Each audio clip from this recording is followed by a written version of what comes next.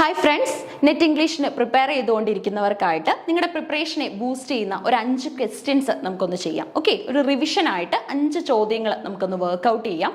Different ഏരിയാസിൽ നിന്നുള്ള 5 ചോദ്യങ്ങളാണ് നമ്മൾ പ്രിപ്പയർ ചെയ്യാനായിട്ട് അല്ലെങ്കിൽ നമ്മൾ ഡിസ്കസ് ചെയ്യാനായിട്ട് പോകുന്നത്. ഓക്കെ, സോ ഫസ്റ്റ് ക്വസ്റ്റ്യൻ നോക്കിയാലോ. ഫസ്റ്റ് ക്വസ്റ്റ്യൻ എന്ന് പറയുന്നത് ആക്ച്വലി ഒരു സ്റ്റേറ്റ്മെന്റ് ക്വസ്റ്റ്യൻ ആണ്. സ്റ്റേറ്റ്മെന്റ് ക്വസ്റ്റ്യൻസ് നമുക്ക് ഉണ്ടാകാറുണ്ട്. അപ്പോൾ ഒരു സ്റ്റേറ്റ്മെന്റ് ക്വസ്റ്റ്യൻ ആണ് ആദ്യം തന്നെ നമ്മൾ നോക്കാനായിട്ട് പോകുന്നത്. അപ്പോൾ വെയിറ്റിംഗ് ഫോർ ഗോദോ എന്ന ഫേമസ് ആയിട്ടുള്ള പ്ലേയിൽ നിന്നുള്ള ക്വസ്റ്റ്യൻ ആണ്. ഓക്കെ, സാമുവൽ ബെക്കറ്റ് എഴുതിയ വളരെ സക്സസ്ഫുൾ ആയിട്ടുള്ള ഒരു അബ്സേർഡിസം ഡീൽ ചെയ്യുന്ന പ്ലേ ആണ്. അപ്പോൾ അതിൽ നിന്നുള്ള ചോദ്യമാണ് നമുക്ക് ആദ്യം ഉള്ളത്. സ്റ്റേറ്റ്മെന്റ്സ് നോക്കി. സ്റ്റേറ്റ്മെന്റ് 1 പറയുന്നു, in waiting for Godot it is Vladimir who questions the boy who comes from Godot towards the end of the 2 acts. Actually ഇതിൽ 2 ആക്റ്റുകളാണ് ഉള്ളത്. അപ്പോൾ സ്റ്റേറ്റ്മെന്റ് 1 ഇങ്ങനെയാണ് പറയുന്നത്, വ്ളാഡിമറും ഈസ്ട്രഗനും ഇതിലെ 2 ക്യാരക്ടേഴ്സ് ആണ്, ഇമ്പോർട്ടൻ്റ് ആയിട്ടുള്ള മെയിൻ ക്യാരക്ടേഴ്സ് ആണ്. അപ്പോൾ വ്ളാഡിമർ എന്ന ക്യാരക്ടർ ആക്ച്വലി ഗോദോയിൽ നിന്നും വരുന്ന ഒരു ബോയിയെ എന്ത് ചെയ്യുകയാണ്, ക്വസ്റ്റ്യൻ ചെയ്യുകയാണ്. വെർ ഈസ് ഗോദോ, അല്ലെങ്കിൽ we are always waiting here, where is he എന്നുള്ള ക്വസ്റ്റ്യൻസ് ഒക്കെ റേസ് ചെയ്യുന്നതായിട്ട് നമുക്ക് കാണാൻ സാധിക്കും.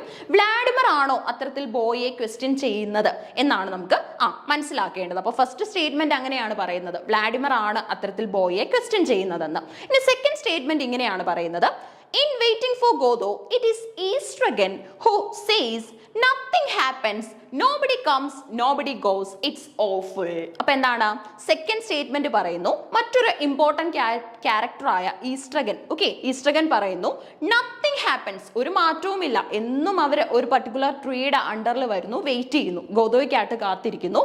നോബഡി കംസ്, അവർ കാത്തിരിക്കുന്ന വ്യക്തി വരുന്നതേ ഇല്ല, പ്ലേയിലുടനീളം അദ്ദേഹം വരുന്നില്ല. Nobody goes, nobody comes, nobody goes. Godot വരുന്നുമില്ല, ഗോദോ തിരികെ പോകുന്നുമില്ല. ഇറ്റ്സ് ഓഫുൾ, ഒരു പെയിൻഫുൾ ആയിട്ടുള്ള സിറ്റുവേഷൻ ആണ് ആക്ച്വലി ഇത് എന്ന് പറയുന്നത് ഈസ്ട്രഗനാണ് എന്നാണ് സ്റ്റേറ്റ്മെന്റ് 2 പറയുന്നത്. ഓക്കെ, അപ്പൊ കൃത്യമായിട്ട് ഈ ഡ്രാമ നമുക്ക് അറിയണം, എങ്കിൽ മാത്രമേ നമുക്ക് ഇതിനെ ആൻസർ ചെയ്യാൻ സാധിക്കൂ. വ്ളാഡിമറിന്റെ പോയിന്റ് ഓഫ് വ്യൂ ആദ്യം പറഞ്ഞു. സെക്കൻഡ് സ്റ്റേറ്റ്മെന്റ് പറയുന്നത് ഈസ്ട്രഗനാണ് ഇത്തരത്തിൽ പറഞ്ഞിരിക്കുന്നത് എന്നാണ്. അപ്പൊ നമുക്ക് ഓപ്ഷൻസ് വെച്ചിട്ട് ഇതിന്റെ കറക്റ്റ് ആൻസർ കണ്ടെത്താനായിട്ട് സാധിക്കണം. നോക്കി, in light of the above statements choose the correct answer from the options given below. തന്നിരിക്കുന്ന ഓപ്ഷനിൽ നിന്നും കൃത്യമായിട്ടുള്ള ആൻസർ നമ്മൾ കണ്ടെത്തണം. ഓക്കെ, അപ്പോൾ ഫസ്റ്റ് ഓപ്ഷൻ ഇങ്ങനെയാണ് പറയുന്നത്, both statement 1 and 2 are true. Second option പറയുന്നു both statement 1 and 2 are false. ഇനി തേർഡ് സ്റ്റേറ്റ്മെന്റ് പറയുന്നു statement 1 is true, statement 2 is false, and the fourth option says statement 1 is false but statement 2 is true. Okay, statement questions ചെയ്യുമ്പോൾ നമ്മൾ മനസ്സിലാക്കേണ്ട മറ്റൊരു കാര്യമാണ്, options നമ്മൾ വീണ്ടും വീണ്ടും ഗോ ത്രൂ ചെയ്യുക. കാരണം ഇത്തരത്തിൽ ട്രൂ ഫോൾസ് എന്നുള്ള വേർഡ്സ് ഒക്കെ റിപ്പീറ്റ് ചെയ്യുന്നതായിട്ട് കാണാം. അപ്പം കൃത്യമായിട്ട് തന്നെ ആ ഒരു ഓപ്ഷൻ നമ്മൾ മനസ്സിലാക്കണം. ഒപ്പം തന്നെ നമ്മളൊരു പാസേജ് ക്വസ്റ്റ്യൻ ഡീൽ ചെയ്യുന്നത് പോലെ തന്നെ ആ ഒരു സ്റ്റേറ്റ്മെന്റ്സ് 2 ടൈംസ് എങ്കിലും റിപ്പീറ്റ് ചെയ്ത് വായിച്ചിരിക്കണം. അങ്ങനെയും നമുക്ക് ഈസി ആയിട്ട് സ്റ്റേറ്റ്മെന്റ് ക്വസ്റ്റ്യൻസ് ഒക്കെ ആൻസർ ചെയ്യാനായിട്ട് സാധിക്കും. ഓക്കെ, അപ്പോൾ ഈ ഒരു ക്വസ്റ്റ്യൻ്റെ ആൻസർ എന്താണ് വരുന്നത്? ഈ ഒരു 2 സ്റ്റേറ്റ്മെന്റ്സും ആക്ച്വലി കൃത്യമാണ് അല്ലെങ്കിൽ കറക്റ്റ് ആണ്. ഓക്കെ, ട്രൂ ആണ്. So both statement 1 and 2 are true എന്നുള്ളതാണ് കൃത്യമായിട്ട് വരുന്ന ആൻസർ. ഫസ്റ്റ് ഓപ്ഷൻ എ ആണ് കറക്റ്റ് ആൻസർ. അപ്പോൾ ഈ ഒരു സ്റ്റേറ്റ്മെന്റ്സ് ഒന്നുകൂടെ നോക്കി. വ്ളാഡിമർ ആണ് ആക്ച്വലി ബോയിയെ ക്വസ്റ്റ്യൻ ചെയ്യുന്നത്. ഓക്കെ, ഗോദോ വരാത്തത് കാരണം ഗോദോയിൽ നിന്നും വരുന്ന മെസ്സഞ്ചർ ആയ ബോയിയെ ക്വസ്റ്റ്യൻ ചെയ്യുന്നത് വ്ളാഡിമർ ആണ്. ഈസ്ട്രഗൻ ഇതേപോലെ ഒരു സ്റ്റേറ്റ്മെന്റ് പറയുന്നുണ്ട്, nothing happens, nobody comes, nobody goes, it's awful. അത് ഈസ്ട്രഗൻ പറഞ്ഞ സ്റ്റേറ്റ്മെന്റ് ആണ്. അപ്പൊ ഇത് രണ്ടും കറക്റ്റ് ആണ്. ഓക്കെ, അപ്പൊ സ്റ്റേറ്റ്മെന്റ് 1 and 2 ആർ ട്രൂ. അപ്പൊ ഈ ഡ്രാമയെ കുറിച്ച് കുറച്ച് ഡീറ്റെയിൽസ് നമുക്കൊന്ന് നോക്കിയാലോ. Waiting for Godot is a play by Irish playwright Samuel Beckett in which 2 characters, Vladimir and Estragon, engage in a variety of discussion and encounters while awaiting Godot who never arrives. അപ്പോൾ ഇവിടെ ഈസ്ട്രഗനും വ്ളാഡിമറും ഈ ഒരു ട്രീയുടെ അണ്ടറിലാണ് wait ചെയ്യുന്നത്. Okay, ഇവർ wait ചെയ്യുകയാണ്, ഇവരെവിടെ ഇരിക്കുന്നതായിട്ടും നടക്കുന്നതായിട്ടും ഒക്കെ നമുക്ക് കാണാൻ സാധിക്കും ഈ ഒരു ഫേമസ് ആയിട്ടുള്ള പ്ലേയിൽ. കാരണം ഇവരെപ്പോഴും വെയിറ്റ് ചെയ്യുന്നത് ഗോദോയ്ക്ക് വേണ്ടിയാണ്. എന്നും അവിടെ എത്തുന്നു, ഗോദോയ്ക്ക് വേണ്ടി വെയിറ്റ് ചെയ്യുന്നു. ബട്ട് ഗോദോയിൽ നിന്ന് ഒരു ബോയ് വന്നിട്ട് അറിയിക്കുന്നുണ്ട്, ഗോദോ ഇന്ന് വരില്ല, ഗോദോ നാളെ വരാനുള്ള പോസിബിലിറ്റി ഉണ്ട്. ജസ്റ്റ് ലൈക്ക് നമ്മുടെ ജീവിതത്തിൽ ഹോപ്പിന്റെ ഒരു പ്രാധാന്യമാണ് നമ്മൾ കാണുന്നത് അല്ലേ. അതായത് വളരെയധികം സ്ട്രെസ്ഫുൾ ആയിട്ടുള്ള സിറ്റുവേഷനിൽ നമ്മൾ ഹോപ്പിനെ റീസ്റ്റോർ ചെയ്യാനായിട്ട് ശ്രമിക്കുന്നത് പോലെ, അല്ലെങ്കിൽ ഗോഡിന്റെ ഫെയ്ത്തിനെ നമ്മൾ അമിതമായിട്ട് ആഗ്രഹിക്കുന്നത് പോലെ നമുക്ക് ഈ ഒരു ഡ്രാമ കാണാൻ സാധിക്കും. അബ്സേർഡിസം ആയതുകൊണ്ട് തന്നെ സില്ലി ടോക്സ് ആൻഡ് എൻകൗണ്ടേഴ്സ് ഒക്കെ തന്നെ ഈ രണ്ട് ക്യാരക്ടേഴ്സിന്റെ ഇടയിൽ നമുക്ക് കാണാനായിട്ടും സാധിക്കും. ഓക്കെ, അപ്പൊ ഈ ഒരു പിക്ചറിലൂടെ ഈസ്റ്റഗനും വ്ളാഡിമറും തമ്മിൽ കോൺവെർസേഷനിലാണ്. ഇവര് ഗോദോയ്ക്ക് വേണ്ടിയാണ് വെയിറ്റ് ചെയ്യുന്നത്. ഓക്കെ, അപ്പൊ ഇത് എഴുതിയത് സാമുവൽ ബെക്കറ്റ് ആണ്. Waiting for Godot is Beckett's translation of his original French language play En Attendant Godot. Okay, Waiting for Godot എന്ന് പറയുന്നത് ആക്ച്വലി ഒരു ഫ്രഞ്ച് പ്ലേയുടെ ട്രാൻസ്ലേഷൻ ആണ്. ഓക്കെ, അതായത് എൻ അറ്റൻഡന്റ് ഗോദോ എന്നുള്ള വർക്ക് ആണ് ഇംഗ്ലീഷിൽ വെയിറ്റിംഗ് ഫോർ ഗോദോ എന്നുള്ള നെയിമിൽ നമുക്കുള്ളത്. അതേപോലെ തന്നെ ഈ ഒരു ഇംഗ്ലീഷ് ടൈറ്റിലിന്റെ സബ് ടൈറ്റിൽ നമുക്ക് ഇവിടെ കാണാം. ഇംഗ്ലീഷ് പ്ലേയുടെ സബ് ടൈറ്റിൽ ആണ് A tragic comedy in 2 acts എന്ന് പറയുന്നത്. 2 ആക്ടുകളിലുള്ള വളരെ സിഗ്നിഫിക്കന്റ് ആയിട്ടുള്ള ഒരു പ്ലേ ആണിത്. ഓക്കെ, അപ്പൊ ഈ ഒരു പ്ലേയിൽ നിന്നുള്ള എല്ലാ ചോദ്യങ്ങളും, പോസിബിലിറ്റി ഉള്ള ചോദ്യങ്ങളൊക്കെ തന്നെ നമ്മൾ ഡിസ്കസ് ചെയ്തു. എഴുതിയ പ്ലേ റൈറ്റിനെ മനസ്സിലാക്കി, അതേപോലെ തന്നെ ഈ ഒരു കഥയുടെ ഒരു സ്വഭാവം നമ്മൾ മനസ്സിലാക്കി. അബ്സേർഡിസം ആയതുകൊണ്ട് തന്നെ നമുക്ക് അബ്സേർഡിസ്റ്റിക് ആയിട്ടുള്ള ലൈഫിന്റെ തന്നെ അബ്സേർഡിസ്റ്റിക് സൈഡിനെ ഈ ഒരു പ്ലേയിൽ കാണാനായിട്ട് സാധിക്കും. ഓക്കെ, അപ്പൊ നമുക്കിനി സെക്കൻഡ് ക്വസ്റ്റ്യൻ നോക്കിയാലോ. സെക്കൻഡ് ക്വസ്റ്റ്യൻ ഇതാണ്. Which among the following are works of George Gissing? George ഗിസിങ്ങിന്റെ വർക്കുകൾ ഏതൊക്കെയാണെന്ന് നമ്മൾ കണ്ടെത്തണം. ഓക്കെ, 4 ഓപ്ഷനുകൾ, 4 വർക്കുകൾ നമുക്കുണ്ട്. New grub street, Agnes grey, the old women, Mary Barton. 4 popular ആയിട്ടുള്ള വർക്കുകളാണ്. ഇതിൽ ഏതൊക്കെ വർക്കുകളാണ് ജോർജ് ഗിസിങ് എഴുതിയിരിക്കുന്നതെന്ന് നമ്മൾ കണ്ടെത്തണം. അപ്പോൾ ഓപ്ഷൻസിന്റെ സഹായത്തോടു കൂടി നമുക്കത് കണ്ടെത്താൻ സാധിക്കും. എ ആൻഡ് ബി ഒള്ളി ആണ് first option, B and C only is the second option, and option 3 says B and D only, and option 4 says C and D only. അപ്പൊ ഇതിൽ ഏതൊക്കെയാണ് കൃത്യമായിട്ട് നമ്മുടെ ജോർജ് ഗിസിങ്ങിന്റെ വർക്കുകൾ എന്ന് നമുക്ക് മനസ്സിലാക്കണം. ജോർജ് ഗിസിങ്ങിന്റെ വർക്കുകൾ ഏതൊക്കെയാണ് ഇതില്? ജോർജ് ഗിസിങ്ങിന്റെ വർക്ക് എ ആൻഡ് സി ആണ്. ദാറ്റ് മീൻസ് ന്യൂ ഗ്രബ് സ്ട്രീറ്റും അതേപോലെ തന്നെ ദ ഓൾഡ് വിമനുമാണ്. ഓക്കെ, എ ആൻഡ് സി ആണ് ജോർജ് ഗിസിങ്ങിന്റെ വർക്ക് എന്ന് പറയുന്നത്. അപ്പൊ എ ആൻഡ് സി ഉള്ളി എന്നുള്ളതാണ് കറക്റ്റ് ആൻസർ ആയിട്ട് വരുന്നത്. ദാറ്റ് മീൻസ് ഓപ്ഷൻ 2 അല്ലെ, സെക്കൻഡ് ഓപ്ഷൻ ആണ് എ ആൻഡ് സി ഒള്ളി എന്ന് പറയുന്നത്. അതാണ് കറക്റ്റ് ആൻസർ. ഒപ്പം തന്നെ മറ്റു 2 വർക്കുകൾ ഉണ്ട് അല്ലെ, അതായത് ആഗ്നസ് ഗ്രേയും മേരി ബാർട്ടണും. ഇത് എഴുതിയിരിക്കുന്നത് ആരാണ് എന്നുകൂടെ നമുക്കൊന്ന് കണ്ടെത്താം. Okay, so actually new grub street എന്ന് പറയുന്നത് ജോർജ് ഗിസിങ്ങിന്റെ നോവലാണ്. പബ്ലിഷ് ചെയ്ത വർഷം ഒന്ന് മനസ്സിലാക്കിക്കൊള്ളുക, 1891. That means 1891. ഓക്കെ, ഇതാണ് ഇതിന്റെ പബ്ലിക്കേഷൻ ഇയർ. ഇനി ന്യൂ ഗ്രബ് സ്ട്രീറ്റിൽ ആക്ച്വലി നമ്മൾ കാണുന്നത് 2 റൈറ്റേഴ്സ് തമ്മിലുള്ള ഒരു കോൺഫ്ലിക്റ്റ് ആണ്. Okay, it's about the contrasting career of Edwin Reardon, a gifted but impoverished author of proven literary merit, with that of Jasper Milvain, a materially successful reviewer and literary hack. അപ്പോൾ ഇവിടെ നമ്മൾ കാണുന്ന 2 കഥാപാത്രങ്ങളാണ്. ഇവരോടൊപ്പം തന്നെ വൈഫിനെയും ഒക്കെ തന്നെ, ഇവരുടെ വൈഫായിട്ടുള്ള ക്യാരക്ടേഴ്സിനെയും ഒക്കെ തന്നെ നമുക്ക് കാണാനായിട്ട് സാധിക്കും. ഏറ്റവും ഇമ്പോർട്ടൻ്റ് ആയിട്ടുള്ള ക്യാരക്ടർ എഡ്വിൻ റിയർഡണും അതേപോലെ തന്നെ ജാസ്പർ മിൽവെയിനുമാണ്. ഓക്കെ, ജാസ്പർ മിൽവെയിനുമാണ്. എഡ്വിൻ റിയർഡണിന്റെ പ്രശ്നം എന്ന് പറഞ്ഞു കഴിഞ്ഞാൽ അദ്ദേഹം വളരെയധികം ക്രിയേറ്റിവിറ്റി ഉള്ള ഒരു വ്യക്തിയാണ്. സൊസൈറ്റിയെ കൺവിൻസ് ചെയ്യിക്കാനായിട്ട് അല്ലെങ്കിൽ അവരുടെ ആവശ്യങ്ങൾക്കനുസരിച്ച് എഴുതുന്ന ഒരു വ്യക്തിയല്ല എഡ്വിൻ. ഓക്കെ, പക്ഷെ ഇവിടെ നമുക്ക് കാണാൻ സാധിക്കുന്നത് ജാസ്പർ മിൽവെയിൻ എന്ന ക്യാരക്ടറിനെ കാണാം. ജാസ്പർ മിൽവെയിനിന്റെ പ്രത്യേകത എന്ന് പറഞ്ഞു കഴിഞ്ഞാൽ അദ്ദേഹം ഒരു മെറ്റീരിയലി സക്സസ്ഫുൾ റിവ്യൂവറും ലിറ്റററി ഹാക്കും ഒക്കെയാണ്.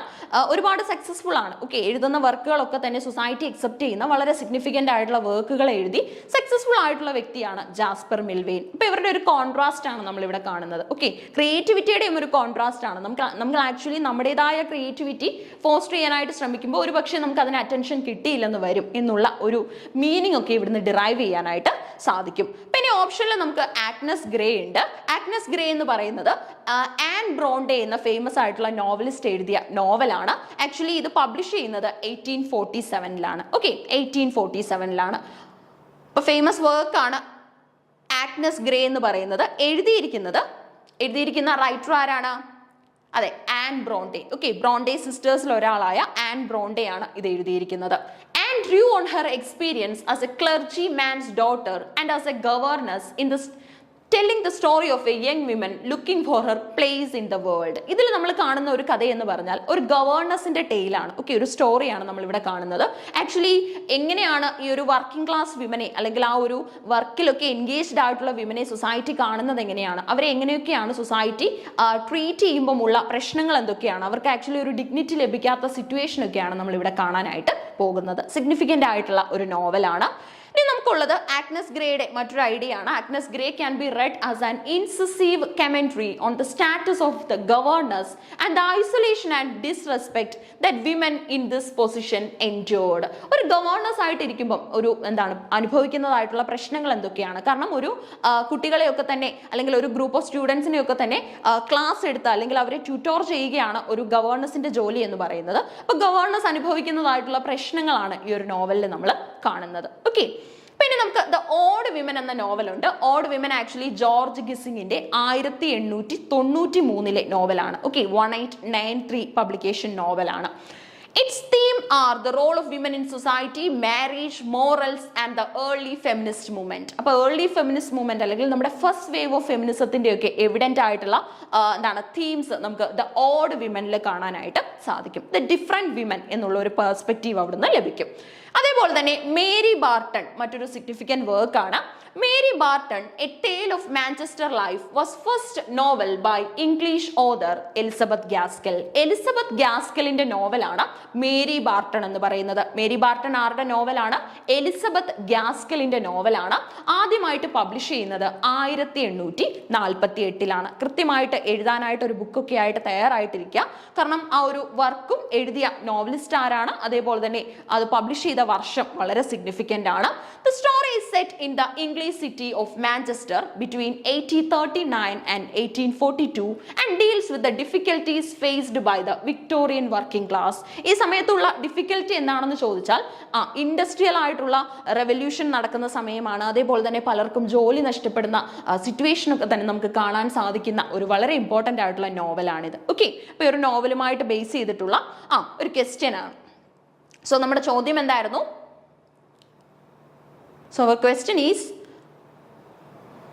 which among the following are works of George Gissing? George ഗിസ്സിങ്ങിന്റെ വർക്കുകൾ ഏതൊക്കെയാണ് എന്നാണ് ചോദ്യം. എ ആൻഡ് സി ആണ് കറക്റ്റ് ആയിട്ട് വന്നാൽ അല്ലേ. അതായത് ദ ന്യൂ ഗ്രബ് സ്ട്രീറ്റും ഒപ്പം തന്നെ ഓഡ് വിമനുമാണ് ഇദ്ദേഹത്തിന്റെ വർക്കുകളായിട്ട് ഉള്ളത്. ന്യൂ ഗ്രബ് സ്ട്രീറ്റും അതേപോലെ തന്നെ the next work is odd women. Okay, മറ്റ് വർക്കുകൾ എഴുതിയ റൈറ്റേഴ്സിനെ നമ്മൾ കണ്ടെത്തി. അപ്പൊ നമുക്കിനി മൂന്നാമത്തെ ചോദ്യം നോക്കിയാലോ. മറ്റൊരു ഡിഫറെന്റ് ആയിട്ടുള്ള ക്വസ്റ്റ്യൻ നമുക്ക് നോക്കാം. ആക്ച്വലി ഇതൊരു എലിജിയിൽ നിന്നുള്ള ചോദ്യമാണ്. When lilacs last in the dooryard bloomed by Walt Whitman is an elegy dedicated to whom? Actually ഇതൊരു എലിജിയാണ്. ഓക്കെ, ഒരു പോമാണ്. എലിജി എന്ന് പറയുമ്പോൾ എന്താണ്? മോൺഫുൾ നോട്ടിലുള്ള ഒരു പോമാണ് അല്ലെ. ഒരു വിഷമം അല്ലെങ്കിൽ ഒരു വിലാപത്തിന്റെ ഒരു നോട്ട് നമുക്ക് അവിടെ കാണാനായിട്ട് സാധിക്കും. ലൈലാക്സ് മീൻസ് ലൈലാക്സ് ഫ്ലവേഴ്സിനെ തന്നെയാണ് ഇവിടെ ഉദ്ദേശിക്കുന്നത്. വെൻ ലൈലാക്സ് ലാസ്റ്റ് ഇൻ ദ ഡോർയാർഡ് ബ്ലൂംഡ് എഴുതിയിരിക്കുന്നത് വോൾട്ട് വിറ്റ്മാൻ ആണ്. അങ്ങനെയും ഒരു ചോദ്യം ചോദിക്കാം, ഈ എലിജി എഴുതിയത് ആരാണെന്നാണ് ചോദിക്കാം. അപ്പൊ ഇവിടെ നമ്മുടെ ചോദ്യം ഇത് ഡെഡിക്കേറ്റ് ചെയ്തിരിക്കുന്നത് ആർക്ക് വേണ്ടിയാണ് എന്നാണ്. Abraham Lincoln, John Milton, Jeffrey Chaucer, അതേപോലെ തന്നെ വില്യം ഷേക്സ്പിയർ. ആർക്ക് വേണ്ടി ഡെഡിക്കേറ്റ് ചെയ്ത വർക്ക് ആണ് ഈ എലിജി? ആക്ച്വലി ഡെഡിക്കേറ്റ് ചെയ്തിരിക്കുന്നത് എബ്രഹാം ലിങ്കണിന് വേണ്ടിയാണ്. ഓക്കെ, അപ്പോൾ ഓപ്ഷൻ എ ആണ് കറക്റ്റ് ആൻസർ ആയിട്ട് വരുന്നത്. എബ്രഹാം ലിങ്കണിന് വേണ്ടി ഡെഡിക്കേറ്റ് ചെയ്തിരിക്കുന്ന വർക്ക് ആണ്. When lilacs last in the dooryard bloomed is a long poem written by American poet Walt Whitman as an elegy to President Abraham Lincoln. Abraham ലിങ്കന്റെ ഡെത്തിനെ base ചെയ്തുകൊണ്ട് അല്ലെങ്കിൽ അതിന്റെ ഒരു സാഡ് നോട്ട് കൺവേ ചെയ്യുന്ന വളരെ സിഗ്നിഫിക്കന്റ് ആയിട്ടുള്ള ഒരു എലിജിയാണ്. എഴുതിയിരിക്കുന്നത് വോൾട്ട് വിറ്റ്മാൻ ആണ്. എലിജിയുടെ നെയിം എന്താണ്? When lilacs last in the dooryard bloomed. Lilacs ഫ്ലവേഴ്സിന്റെ സിഗ്നിഫിക്കൻസ് തന്നെയാണ് നമുക്ക് ഇവിടെ കാണാനായിട്ട് സാധിക്കുന്നത്. ആ ഒരു സിഗ്നിഫിക്കൻസിലൂടെ അദ്ദേഹത്തിന്റെ ഡെത്തിനെ കുറിച്ച് ഇദ്ദേഹം പറഞ്ഞിരിക്കുകയാണ്. It was written in the summer of 1865. അതായത് എബ്രഹാം ലിങ്കൺ മരിക്കുന്ന ആ വർഷം തന്നെയാണ് ഇത് എഴുതിയിരിക്കുന്നത്. During a period of profound national mourning in the aftermath of the president's assassination on 14th April of that year. Okay, അപ്പൊ 1865 അദ്ദേഹം മരിക്കുന്ന ആ ഒരു സമയത്ത് തന്നെയാണ് വോൾട്ട് വിറ്റ്മാൻ ഈ ഒരു വർക്ക് എഴുതുന്നത്. പബ്ലിഷ് ചെയ്തിരിക്കുന്നതും സെയിം ഇയറിലാണ്. 1865 പബ്ലിഷ് ചെയ്തിരിക്കുന്ന വളരെ സിഗ്നിഫിക്കന്റ് ആയിട്ടുള്ള ഒരു എലിജിയാണ്. ഓക്കെ, എലിജിയാണിത്. സോ 3 ചോദ്യങ്ങളാണ് നമ്മൾ നോക്കിയത്. ഈ ഓപ്ഷനിലുള്ള റൈറ്റേഴ്സിനെ കുറിച്ച് ഒരു ബ്രീഫ് ഐഡിയ ഒന്നായാലോ. അതായത് ആദ്യം തന്നെ നമുക്ക് ജോൺ മിൽട്ടൺ ഉണ്ട് അല്ലെ. ജോൺ മിൽട്ടന്റെ പ്രത്യേകത എന്താണ്? ജോൺ മിൽട്ടന്റെ പാരഡൈസ് ലോസ്റ്റ്, പാരഡൈസ് റീഗെയിൻഡ് അടക്കം സിഗ്നിഫിക്കന്റ് ആയിട്ടുള്ള ഒരുപാട് കോൺട്രിബ്യൂഷൻസ് നമുക്ക് ലിറ്ററേച്ചറിൽ എക്സിസ്റ്റ് ചെയ്യുന്നുണ്ട്. ഇനി ജെഫ്രി ചോസറിലേക്ക് വരികയാണെങ്കിൽ കാൻറ്റർബറി ടെയിൽസ് തന്നെയാണ് ഏറ്റവും സിഗ്നിഫിക്കന്റ്. കൃത്യമായിട്ട് അതിലെ ക്യാരക്ടേഴ്സിനെ ഒക്കെ തന്നെ മനസ്സിലാക്കിയിരിക്കുക. അവർ പറഞ്ഞിരിക്കുന്ന ടെയിൽസും അറിയണം, കാരണം അതൊക്കെയാണ് ചോദ്യങ്ങളായിട്ട് വരാറുള്ളത്. നൈറ്റ്സ് ടെയിലൊക്കെ വളരെ സിഗ്നിഫിക്കന്റ് ആയിട്ട് തന്നെ നോക്കിയിട്ട് പോകേണ്ട ഏരിയാസ് ആണ്. ഇനി നമുക്ക് വില്യം ഷേക്സ്പിയർ ഉണ്ട്. പോപ്പുലർ ആയിട്ടുള്ള ഡ്രമാറ്റിസ്റ്റ് ആണ് അല്ലെ, എലിസബത്തിയൻ ഡ്രമാറ്റിസ്റ്റ് ആണ്. അതായത് it's A time of the golden period in English literature. English സാഹിത്യത്തിലെ നെസ്റ്റ് ഓഫ് സിംഗിങ് ബേർഡ്സ് എന്നറിയപ്പെടുന്ന ഒരു സമയമാണ്. സോ വില്യം ഷേക്സ്പിയർ ഈ ടൈം പീരീഡിലെ പോപ്പുലർ ആയിട്ടുള്ള ഡ്രമാറ്റിസ്റ്റ് ആണ്, പോയറ്റ് ആണ്. 154 സോണറ്റ്സ് അദ്ദേഹം എഴുതിയിട്ടുണ്ട്. 2 ലോങ് പോംസ് ഇല്ലേ അദ്ദേഹത്തിന്റെ കോൺട്രിബ്യൂഷൻസ് ആയിട്ട് നമുക്ക് കാണാം. ഒപ്പം തന്നെ അദ്ദേഹത്തിന്റെ വളരെ സിഗ്നിഫിക്കന്റ് ആയിട്ടുള്ള ഡ്രാമകൾ നമുക്കുണ്ട്. അതുകൊണ്ട് തന്നെയാണ് ഡ്രമാറ്റിസ്റ്റ് ഓഫ് ഓൾ ടൈം എന്നുള്ള ഒരു വിശേഷണം അദ്ദേഹത്തിനുള്ളത്. ബാഡ് ഓഫ് അവോൺ എന്നുള്ള ടൈറ്റിലും നമ്മുടെ സിഗ്നിഫിക്കന്റ് റൈറ്റർ ആയ വില്യം ഷേക്സ്പിയറിനുണ്ട്. Okay, bard of Avon.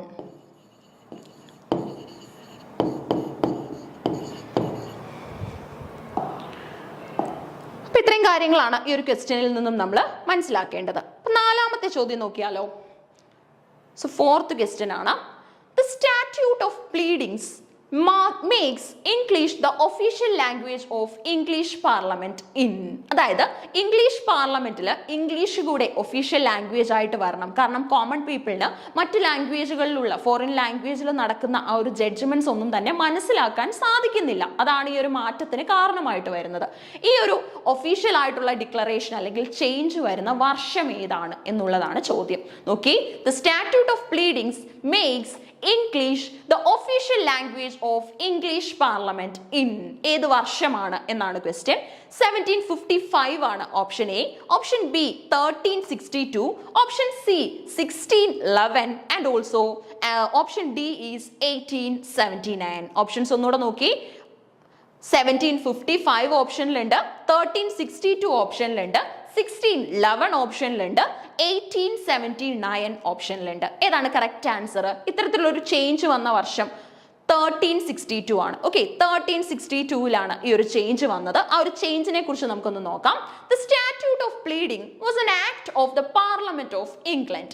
The act complained that because the Norman French language was largely unknown to the common people of England, they had no knowledge of what was being said for or against them in the courts which used low French. അപ്പോൾ ഈ ആർക്കൈക് language ഒക്കെ കോർട്ടിൽ use ചെയ്യുന്നത് കാരണം എന്ത് സംഭവിക്കുന്നില്ല? Common പീപ്പിളിന് അവിടെ അവർ convey ചെയ്യുന്ന ആ ഒരു ജഡ്ജ്മെന്റിനെ കുറിച്ച് ഒരു ബോധ്യവും ലഭിക്കുന്നില്ല. അതായത് ആദ്യ സമയങ്ങളിലൊക്കെ നമ്മുടെ ബൈബിളിന്റെ ഒരു നറേഷനിലും ഈ ഒരു ഐഡിയ നമ്മൾ കാണും അല്ലേ. അതായത് മീൻസ് പ്രീസ്റ്റ് ഒക്കെ തന്നെ കൺവേ ചെയ്ത് കൊടുക്കുകയായിരുന്നു കോമൺ പീപ്പിളിന് ഈ ഒരു ബൈബിളിലുള്ള സ്റ്റോറീസ് ഒക്കെ തന്നെ. അതുകൊണ്ട് തന്നെ അവർക്ക് ഒരു ഫസ്റ്റ് ഹാൻഡ് എക്സ്പീരിയൻസ് ലഭിക്കുന്നില്ല. അവർക്കത് വായിച്ച് മനസ്സിലാക്കാനായിട്ട് അന്ന് സാധിച്ചിരുന്നില്ല. കാരണം most of the people are illiterate. അതേപോലെ തന്നെ ഒരു സിറ്റുവേഷൻ ആണ് ഇവിടെയും നിലനിൽക്കുന്നത്. ഇംഗ്ലീഷ് അവിടെ യൂസ് ചെയ്യാത്തത് കാരണം അവർക്ക് അവിടെ നടക്കുന്ന ആ ഒരു കാര്യങ്ങളിലൊന്നും തന്നെ കൃത്യമായിട്ടുള്ള ബോധ്യം ലഭിക്കുന്നില്ല. അതായിരുന്നു ഈ ഒരു സ്റ്റാറ്റ്യൂട്ട് ഓഫ് പ്ലീഡിങ്ങിന്റെ മെയിൻ ഐഡിയ എന്ന് പറയുന്നത്. അപ്പൊ അതിന്റെ ഭാഗമായിട്ട് ഇംഗ്ലീഷ് ലാംഗ്വേജ് ഇൻക്ലൂഡ് ചെയ്ത വർഷം ഏതാണ് എന്നാണ് ക്വസ്റ്റ്യൻ. 1362 ആണ് കൃത്യമായിട്ട് വരുന്നത്. ഓക്കെ, വളരെ സിഗ്നിഫിക്കന്റ് ആയിട്ടുള്ള ചോദിച്ചിട്ടുള്ള ഒരു ചോദ്യമാണ്. 1362ലാണ് ദ സ്റ്റാറ്റ്യൂട്ട് ഓഫ് പ്ലീഡിംഗ് എന്ന ഒരു ഇമ്പോർട്ടന്റ് ആയിട്ടുള്ള idea which makes English the official language of Indian parliament. Okay, English പാർലമെന്റിൽ നമ്മുടെ ഇംഗ്ലീഷിനെ ഒഫീഷ്യൽ ലാംഗ്വേജ് ആക്കുന്ന വർഷമാണിത്. ഓക്കെ, 1362. അപ്പൊ ഒരു ചോദ്യം ഇമ്പോർട്ടന്റ് ആണ്. ഇനി നമുക്ക് ലാസ്റ്റ് ക്വസ്റ്റ്യൻ നോക്കിയാലോ. 5ാമതൊരു ചോദ്യം ഒന്ന് നോക്കാം.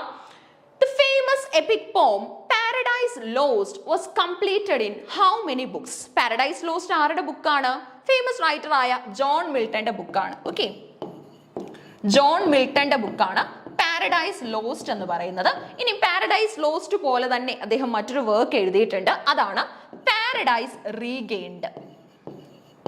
Paradise Regained. പാരഡൈസ് ലോസ്റ്റും ഉണ്ട്, പാരഡൈസ് റീഗെയിൻഡും ഉണ്ട്. അപ്പൊ ആക്ച്വലി ഇത് എത്ര ബുക്സിലാണ് നമുക്കിപ്പോൾ അവൈലബിൾ ആയിട്ടുള്ളത്, അല്ലെങ്കിൽ ഇത് കംപ്ലീറ്റ് ചെയ്തിരിക്കുന്നത് എത്ര ബുക്കുകളിലായിട്ടാണ് എന്നാണ് ചോദ്യമായിട്ട് വന്നിരിക്കുന്നത്. ഓക്കെ, അപ്പൊ ഓപ്ഷൻസ് ഒന്ന് നോക്കി.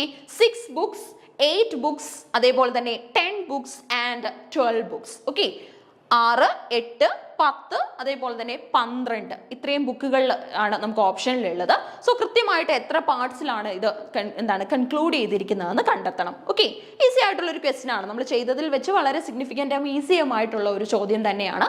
12 ബുക്കുകളിലാണ് പാരഡൈസ് ലോസ്റ്റ് എന്ന എപ്പിക് പോം കംപ്ലീറ്റ് ചെയ്തിരിക്കുന്നത്. Okay, paradise lost is an EPIC പോം ഇൻ ബ്ലാങ്ക് വേഴ്സ്. എഴുതിയിരിക്കുന്നത് ബ്ലാങ്ക് വേഴ്സ് സ്റ്റൈലിലാണ്. അതേപോലെ തന്നെ നമ്മുടെ പോപ്പുലർ ഇംഗ്ലീഷ് പോയറ്റ് ആയ ജോൺ മിൽട്ടൺ ആണ് ഇത് എഴുതിയിരിക്കുന്നത്. John Milton. അതേപോലെ തന്നെ the first version published in 1667 consists of 10 books. ആദ്യത്തെ ഒരു വേർഷൻ പബ്ലിഷ് ചെയ്യുന്നത് 1667 ആ സമയത്ത് 10 ബുക്കുകൾ മാത്രമേ ഉണ്ടായിരുന്നുള്ളൂ. അതിനുശേഷം സെക്കൻഡ് എഡിഷൻ വരുന്നുണ്ട് 1674. ആ സമയത്താണ് ഇത് 12 ബുക്കുകളിലേക്ക് അറേഞ്ച് ചെയ്തത്. അപ്പം 1674 ഇതിന്റെ 12 ബുക്കുകളുള്ള വേർഷൻ അല്ലെങ്കിൽ ആ ഒരു ഫോം നമുക്ക് അവൈലബിൾ ആയിട്ടുള്ളത്. സോ തെറ്റാനായിട്ട് പാടില്ല, കാരണം 10 ബുക്സ് എന്നുള്ളതും ഓപ്ഷനിലുണ്ട്. 10 ബുക്സ് ആയിരുന്നു ഇത് ആദ്യം ഉള്ളത്. അതിനുശേഷം ഇപ്പൊ നമുക്കുള്ളത് 12 ബുക്കുകളാണ്.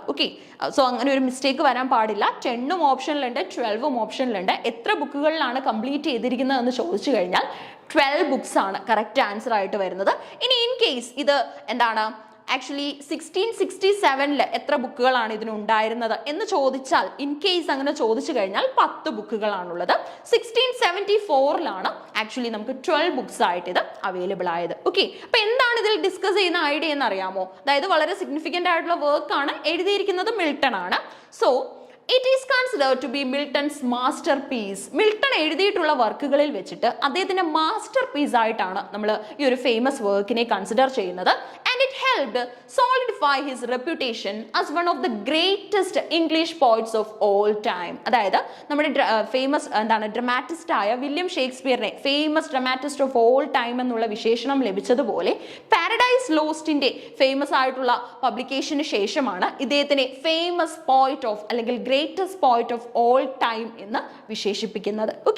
The poem concerns the biblical story of the fall of man, the temptation of Adam and Eve by the fallen angel Satan and their expulsion from the Garden of Eden.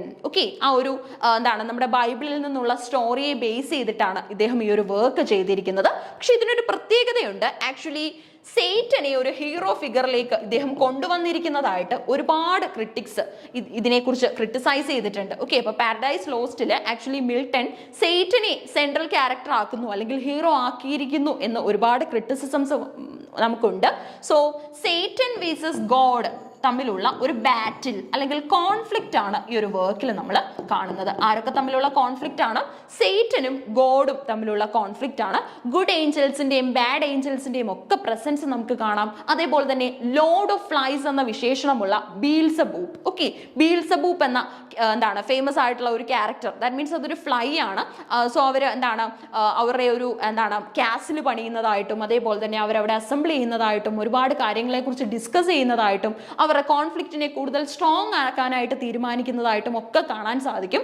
അതേപോലെ തന്നെ മറ്റൊരു പ്രത്യേകത എന്ന് പറഞ്ഞു കഴിഞ്ഞാൽ സേറ്റൻ ആക്ച്വലി ഇവിടെ ഒരു hero ഫിഗറിലേക്ക് വരുന്നുണ്ട്. കാരണം പല കേസസിലും അല്ലെങ്കിൽ ഒരുപാട് സാഹചര്യങ്ങളിൽ ഗോഡുമായിട്ട് ഇദ്ദേഹം ഫെയിൽ ആകുന്നുണ്ട്, അല്ലെങ്കിൽ സേറ്റന്റെ ഒരു ഫെയിൽവർ നമ്മൾ കാണുന്നുണ്ട്. ബട്ട് കൂടുതൽ പവർഫുൾ ആയിട്ടാണ് സേറ്റൻ തിരിച്ചു വരുന്നത്. അതും നമുക്കിവിടെ കാണാം. അറ്റ് ദ എൻഡ് നമുക്ക് 12 ബുക്സിലായിട്ടാണ് പാരഡൈസ് ലോസ്റ്റ് അവൈലബിൾ ആയിട്ടുള്ളത്. സോ സേറ്റനെ ഇദ്ദേഹം ഇതിലൊരു ദാറ്റ് മീൻസ് ജോൺ മിൽട്ടൺ ഇതിലൊരു ഹീറോ ഫിഗർ ആയിട്ട് പ്രസന്റ് ചെയ്തിരിക്കുന്നു എന്ന് ഒരുപാട് ക്രിറ്റിസിസംസ് ലഭിച്ചിട്ടുള്ള ഒരു ബുക്ക് കൂടെയാണ് ഫേമസ് ബുക്കായ പാരഡൈസ് ലോസ്റ്റ് എന്ന് പറയുന്നത്. അപ്പൊ 5 ചോദ്യങ്ങൾ നമ്മൾ കംപ്ലീറ്റ് ചെയ്തു. ഈ 5 ചോദ്യങ്ങളിലൂടെ ഫർദർ നമുക്ക് ഇനിയും ചോദിക്കാൻ പോസിബിലിറ്റി ഉള്ള ക്വസ്റ്റ്യൻസും നമ്മൾ നോക്കി. അപ്പൊ 5 ചോദ്യങ്ങളായിരുന്നു. പാരഡൈസ് ലോസ്റ്റ് എന്ന ബുക്ക് നമുക്ക് അവൈലബിൾ ആയിട്ടുള്ളത് 12 ബുക്കുകളിലാണ് ഇത് കംപ്ലീറ്റ് ചെയ്തിരിക്കുന്നത്. അപ്പൊ നെറ്റ് ഇംഗ്ലീഷിന്റെ പ്രിപ്പറേഷന് ഇത് സഹായകമാകുമെന്ന് വിശ്വസിക്കുന്നു. നിങ്ങളുടെ മാർക്സും അതേപോലെ തന്നെ ഈ ഒരു വീഡിയോയ്ക്ക് ശേഷമുള്ള നിങ്ങളുടെ റിവ്യൂസ് ഒക്കെ തന്നെ കമന്റ് ചെയ്യുക. Keep learning and all the best. Thank you.